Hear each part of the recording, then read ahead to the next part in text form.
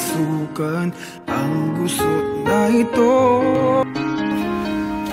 Adriano! Tigilan mo si Ligaya! Hindi siya nakabuti sa atin! Uwi ka na! Dito may pag-uusapan tayo!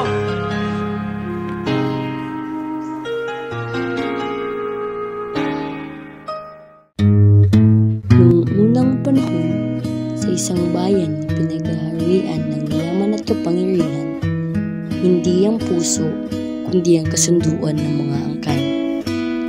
Sa loob ng isang marangyang paluwagan, nagtipon ng tatlong makapangyarihang tao.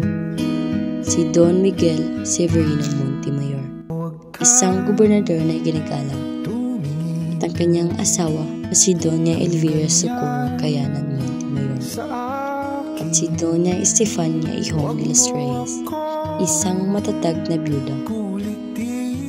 Ang ibig natin ng katiwasayan, kailangan ng pagkakaisa at ang pinakamabisang paraan ay sa pamamagitan ng kasal.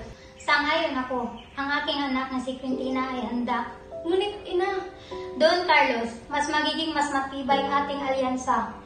Ngayon, si Adriano at si Quintina, hindi ito usapan ng damdamin. Ito'y tungkulin. At doon na isilyo ang kasunduang hindi nila hinihiling. Isang tali ng kapalaran na magbubukas ng daang puno ng sakit. Nakatakda ka ng ipakasal kay Quintina. Ito'y hindi mapipigilan. Ngunit mas mahal ko si Ligaya. Ngunit wala nang nasabi si Adriano. Ang bigat ng tradisyon ng pumigil sa kanyang tinig. Ang kanyang puso'y nakatali sa iba, ngunit ang kanyang kinabukasan ay tinagdanan ng kapangyarihan. Mabilis ang takbo ng panahon. Ang kasal ay naganap, marangya, ngunit malamig. Si Quintina, mapagmahal at tapat. Si Adriano, malayo, tahimik at walang init ng damdamin. Adriano, kahit hindi mo ako mahal, iingatan pa rin kita. Sa piling ko, walang masamang mangyayari sa'yo. Kahit anong gawin mo, hindi kita kayang mahalin. Totoo. At totoo. Inalagaan ni Quintina si Adriano.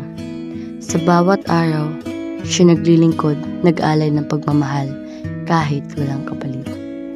Si Adriano, sa kanyang katahimikan, ay nagtatago ng pag-aalinlangan at galit. Ngunit isang araw, dumating ang unos.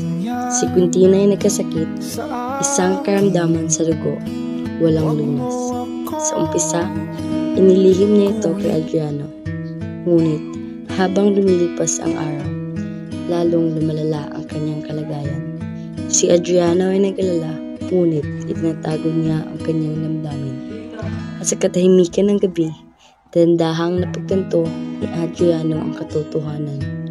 Unti-unti, nahulog din ang kanyang puso kay Quintina. Ngunit siya'y nanahimik, naghihintay ng tamang oras upang ipahayag.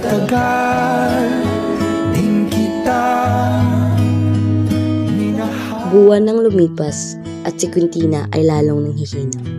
Nagtanong si Adriano sa mga manggagamot, ngunit ang sagot ay laging iisa na siya'y gagaling. Ngunit ang lahat ng iyon ay kasinungalingan. Pinatago ni Quintina ang katotohanan na wala nang lunas sa kanyang sakit. Sa kanyang paniniwala, walang pakialam si Adriano, kaya't pinili niyang manahimik.